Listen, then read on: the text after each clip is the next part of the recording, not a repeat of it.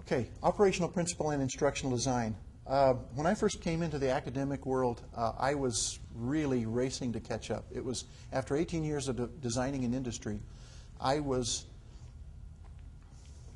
trying to put a foundation under my building, as it were. One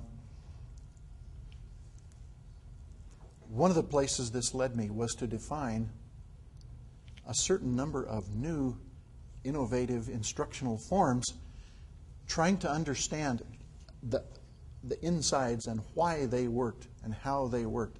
I didn't realize it at the time, but what I was looking at was their operational principle. So I would take the Jasper series, for instance. Let's see. Yeah, I'd take the Jasper series. And I say, well, it looks fun. It's a set of videos. How many of you are familiar with the Jasper series, Jasper Woodbury? You need to go online and look up Jasper Woodbury. Okay, there's video resources there. It's a new form of instruction. It's not new, it's just an old idea revised. And the principle of it is that Jasper Woodbury, in this particular episode, there are 9 or more episodes, an eagle has been wounded. They have to get the eagle to a veterinarian. And it just so happens that Larry and, I can't remember her name, are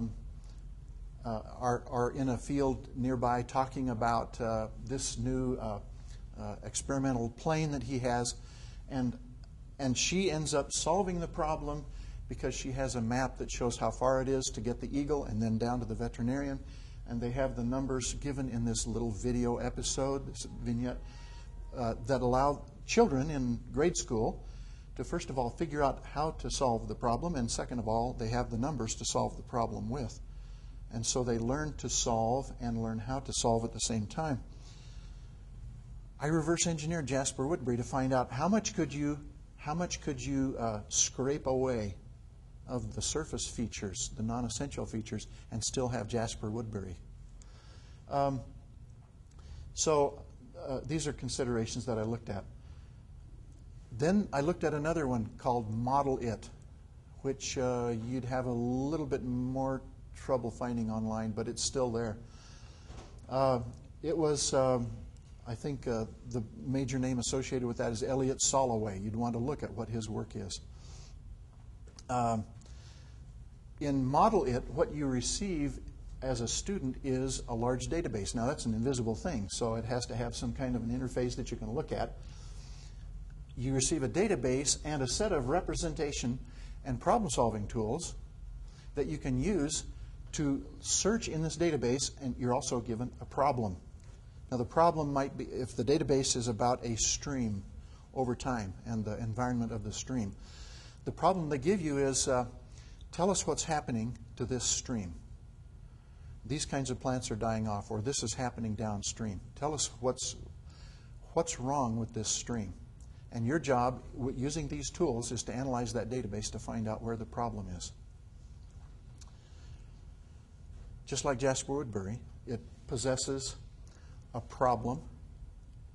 It gives you some resources to consult. In this case, it gives you a kind of a story. Okay? So as I reverse engineered some of these new and these coming out of the learning sciences tradition, not out of the instructional technology tradition. As I started analyzing these, I started noticing some common features underlying them. And this is just a list of those. I won't take time. Now, there's a third example that I looked at. Actually, I looked at 20 or 30 different examples. These are just 3 that kind of illustrate the point because they're so different on the surface. Jasper Woodbury, you watch a video and then you engage in group problem solving. Model It, you can't even see what you're doing. You get a problem presented to you and a database and a bunch of representation and problem-solving aiding tools. In reciprocal teaching, you don't have any hard or soft technologies, hardware or software technologies at all. The idea of, as a matter of fact, if you walked in on reciprocal teaching going on, it would look like a standard reading circle, except that everybody's laying down in this one. The teacher in reciprocal teaching does not read the passage. And the children who are in the group each have a specific question that they are asked to be responsible for on behalf of the group. So somebody in the group reads a passage, that's to be comprehended. That's the skill that they're learning, is reading comprehension. The problem solving associated with reading comprehension. Understanding a passage that's just been read. Somebody in the group reads the passage. The remainder of the children then think about the passage, and when it's time to ask their question.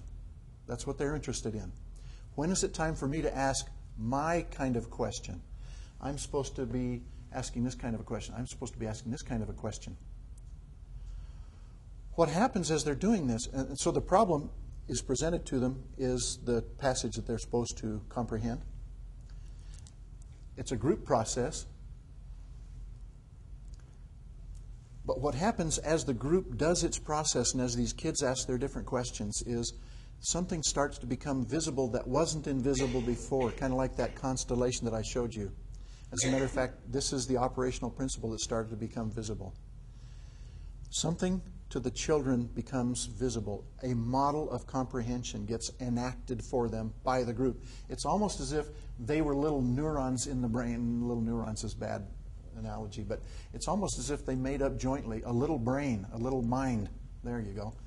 And each of them, by playing their role, is playing the part of one part of the comprehension process. And taken together, all of them are enacting a model of reading comprehension.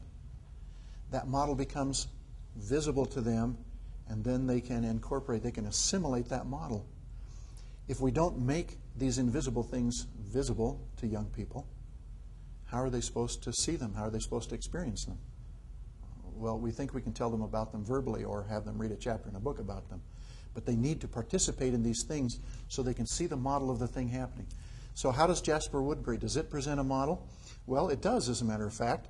It presents a model of mathematics and a model of a specific problem, and somehow the model of the mathematics has to be fit to the specific problem. What about the Model It project? Does it present a model to the students? Well, what it asks the students to do is to build a model of what's happening. Build a numerical model, a data model, a system of representations that explains what's happening in the cause-effect relationships that are happening inside of this system. All of them involve modeling. All of them involve resources that can be consulted. All of them involve group problem solving of some kind. All of them involve making an invisible thing to be visible to them. So all of a sudden it seemed like it was a model-centered operational principle to me. Although I wasn't aware of this idea of operational principle at the time, it became clear to me that there was this underlying architecture of these designs that was shared across all of them. And I called it model-centered. And we hear these